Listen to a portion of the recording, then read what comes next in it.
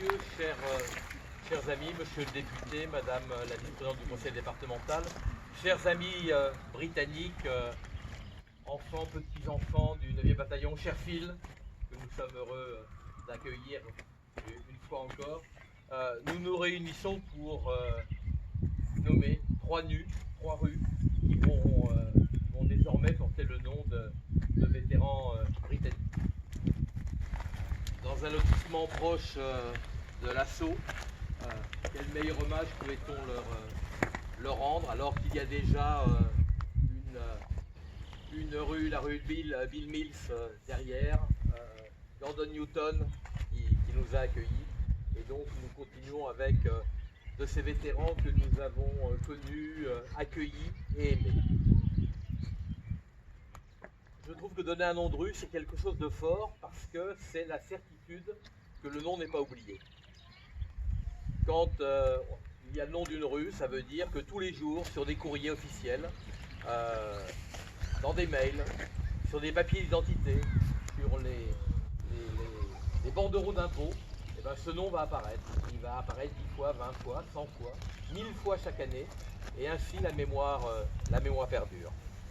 Alors nous allons commencer par Frédéric Glover, Fred comme nous l'appelions tous, qui avait simplement 18 ans quand il a débarqué en Normandie pour le disait.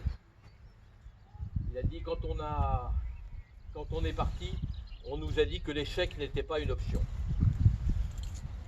Il était dans l'un des planeurs, vous savez qu'il n'était pas légion à vouloir aller dans les planeurs, hein, c'était plutôt...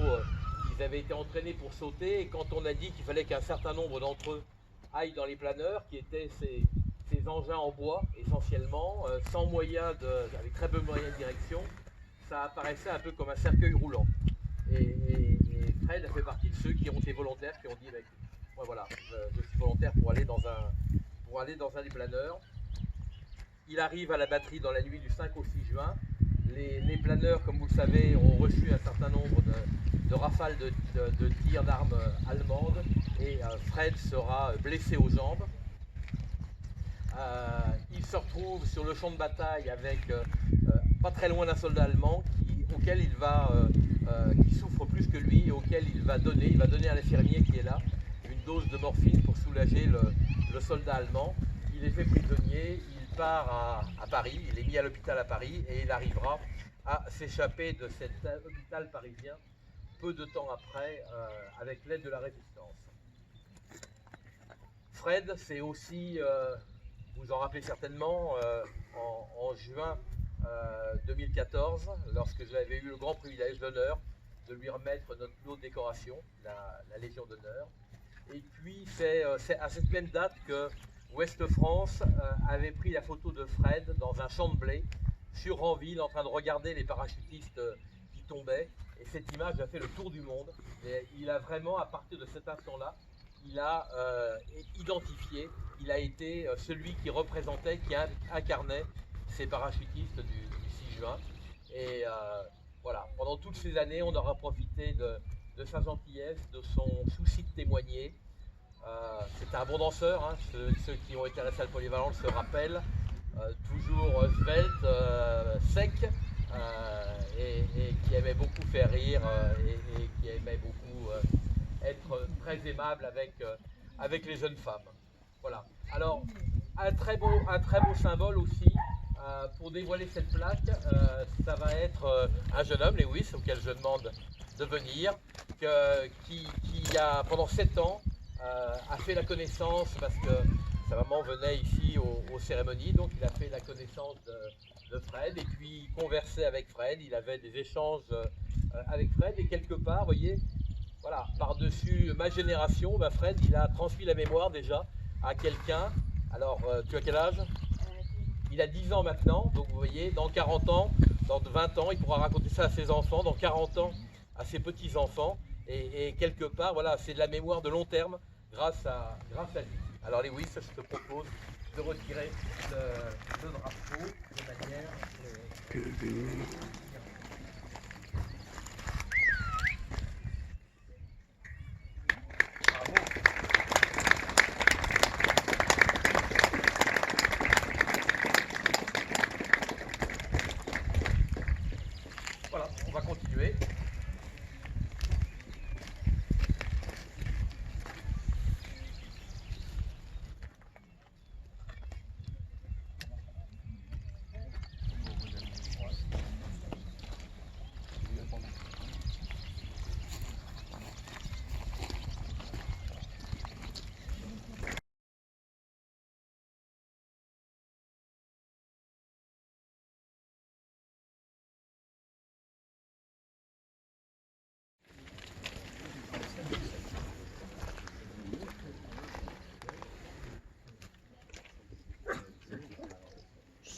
Nous honorons maintenant la mémoire d'Alan Jefferson, qui est né le 20 mars 1921 et décédé le 9 avril 2010. Il était un jeune officier de la compagnie C du 9e bataillon. Lorsqu'il est arrivé à Gonneville au point de rendez-vous après le parachutage, l'officier qui commandait sa compagnie n'était pas arrivé. Et donc Otway lui a demandé de réunir les hommes de sa compagnie et toutes les 15 minutes de donner les effectifs qui sont restés très maigres tout au long des minutes qui ont suivi. Le lieutenant qui commandait la compagnie C est arrivé peu après et au moment de l'assaut, Alan Jefferson a fait un discours d'engagement pour ces hommes. Il leur a dit nous y sommes, nous sommes au pied du mur, nous nous sommes entraînés pour cette mission et si nous ne réussissons pas, imaginez ce qui arrivera à nos femmes, à nos filles, à nos familles. Il a été blessé dans l'attaque et il sera évacué en Angleterre. Il a été fait chevalier des Légions d'honneur en 2005.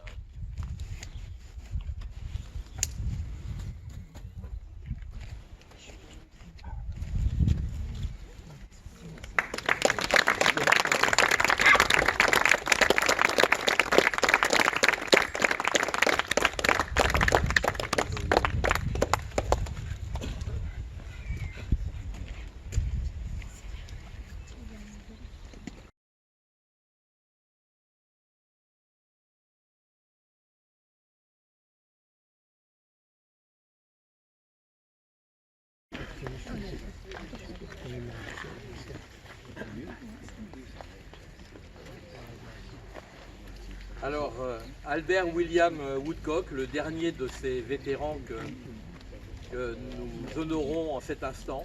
Et quelque part, je suis heureux de me dire qu'ils vont tous se retrouver ensemble, là, les uns les autres. Terence de l'autre côté de la rue, Bill Mills là-bas, Gordon Newton. Ils vont pouvoir, they can speech, tous ensemble, together.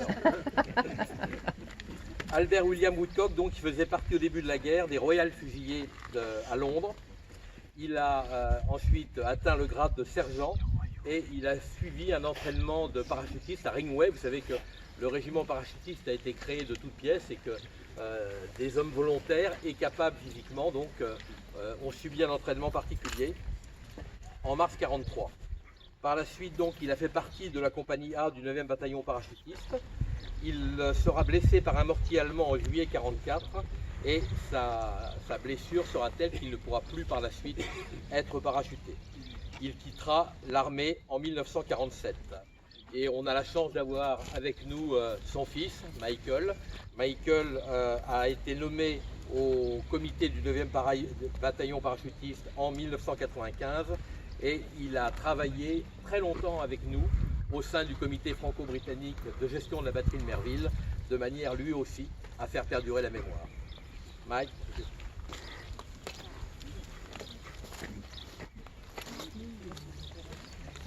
fais pas de discours.